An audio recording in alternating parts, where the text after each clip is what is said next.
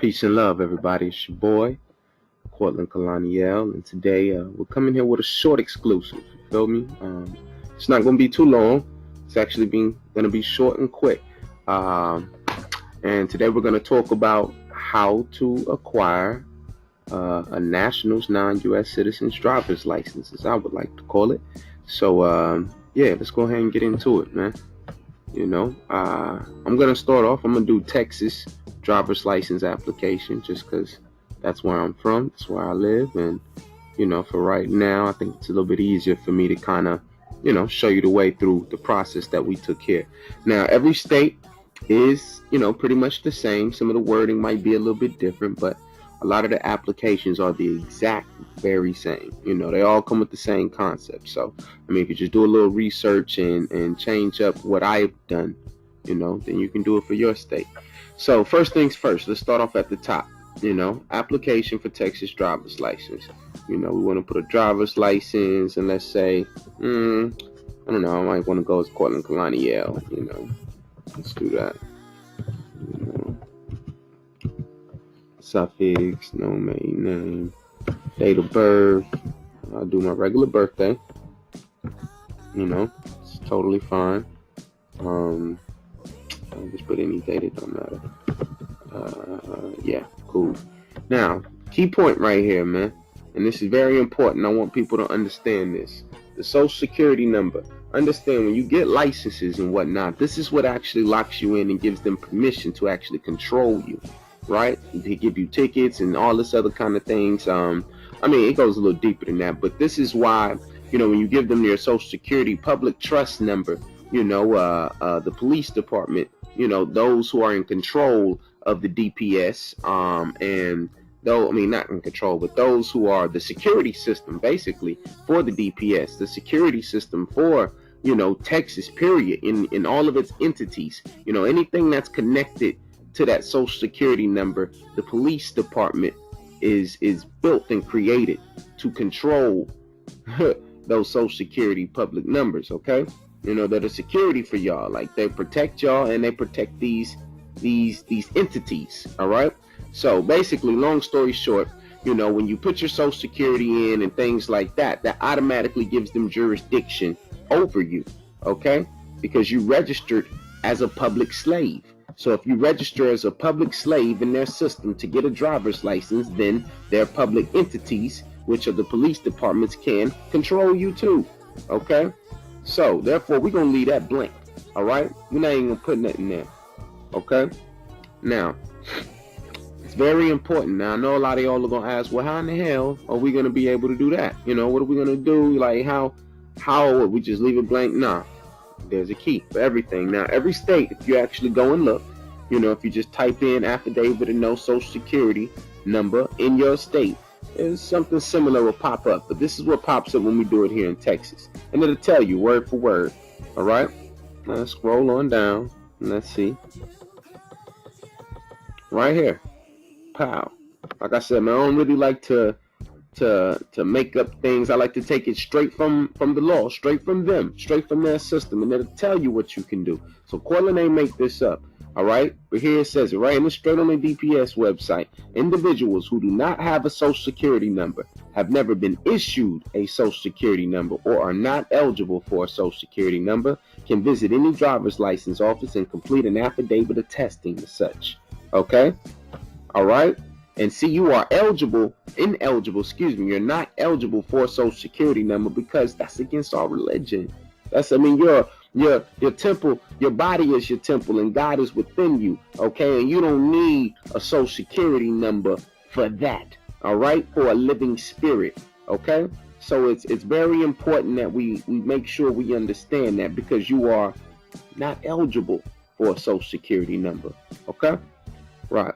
So now they said you just need to insert an affidavit attesting to such, and we're going to give you that as well. Let's go ahead and flip to that. All right. Now let's pull up the Social Security affidavit right here, and it's crazy because, like I said, you can type it in online, Google, and they already got people who've already done this. You already typed it up for you. All you got to do is literally just go online and download it, man. It's real simple. Social Security affidavit. Here's one for Texas that somebody made. Simply just put your name, whatever name you want on the license, your date of birth, address, city, state, zip, whatever. Sign it, put your signature and date, and do it in front of a notary. It's just that simple, y'all. That's it. You just need an affidavit saying you were ineligible for a social security number because you never got one and all this other kind of good stuff. That's all you got to do, man. Real simple. Don't make it hard, y'all. Don't make it hard. Boom. So now that we know how to not put the social security number and add in the affidavit, we're good. On to the next part. Male or female, for me, male, put your eyes, colors, race. Now, race and ethnicity, this is very, very important. Now, if you follow some of our other previous iSelf-Law and Master classes, then you already know that race and ethnicity within their system, okay? And within their system, is identified in a special or particular way. So we're going to go ahead and break that down and look that over real quick too, just in case you haven't seen it in the past. Now, this form here that we're looking at is called a SF-181. All right, and you can type that in on Google and you can pull that up too. It's a OMB form, Office of Management and Budget form. This is an official form. Okay, now I want you to see how they label you all within their system. Okay, all right.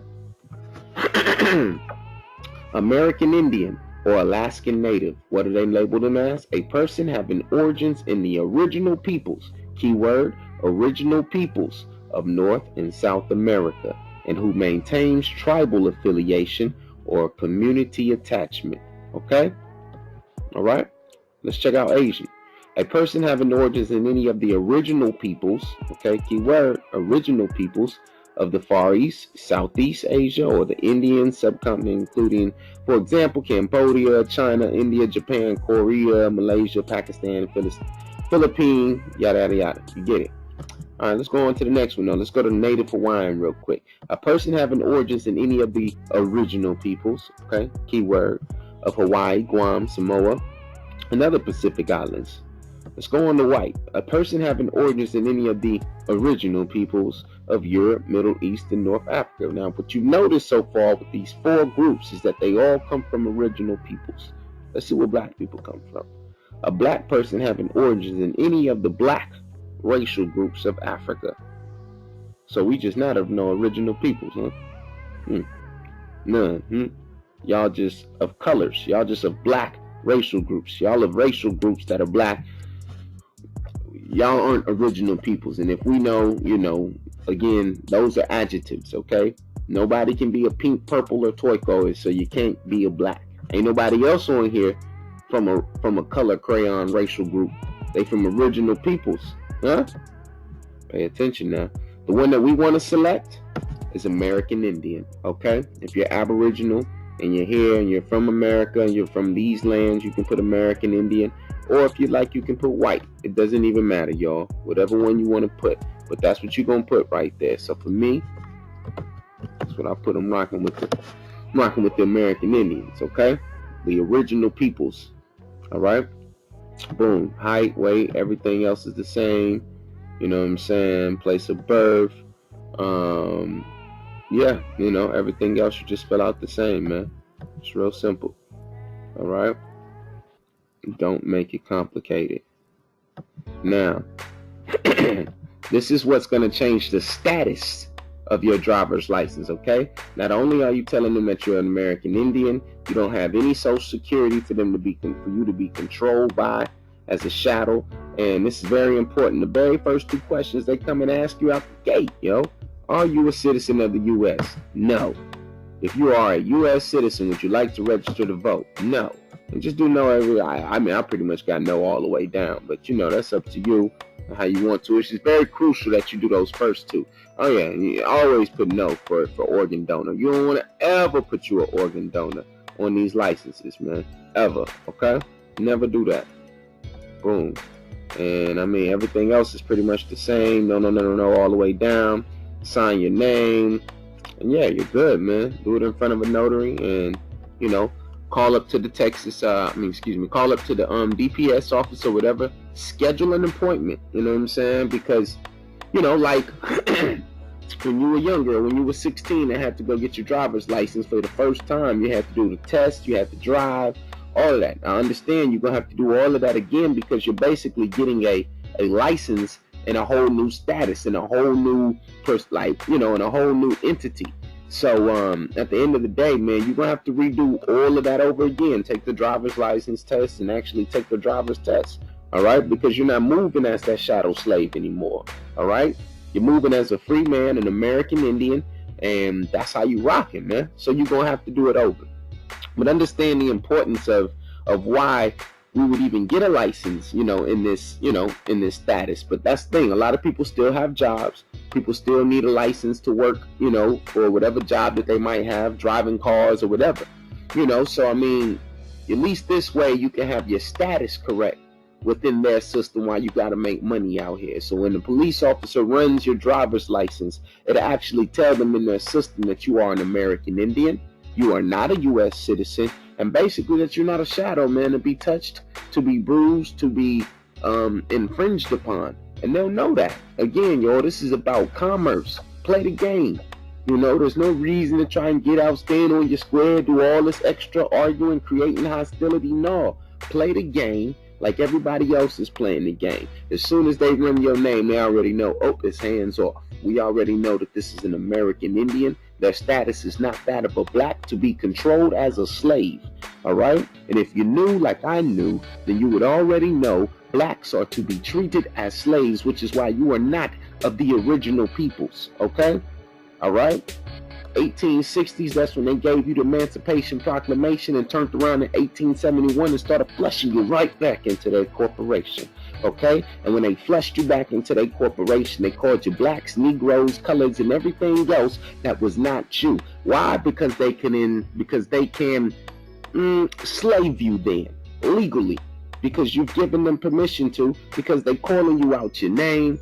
That ain't even your status, and they calling your colors and everything. If you don't respect yourself, neither will this system. And that's the whole reason why they have the will and the right to slave you. Beat you, take you out the cars, and do whatever they want to, because you're moving as a black. You need to get your license and move, okay, as an American Indian. Wow. So that's pretty much my time, man. It's real simple, y'all. I wish I could say, it was much longer than this and it was so hard and complicated. But no, man, like this is real easy, man. Real easy. So, if you need any help, y'all got questions, just holler at me, man. But I mean, it'll tell you right online, y'all. Every state, it'll tell you about not having to use the Social Security. They already got affidavits for every state. Y'all, please don't make this hard. All right? One love, man. It's your boy, Cortland Kalani Yale. And that's my time. Love, peace, and light to all of y'all. Thank you.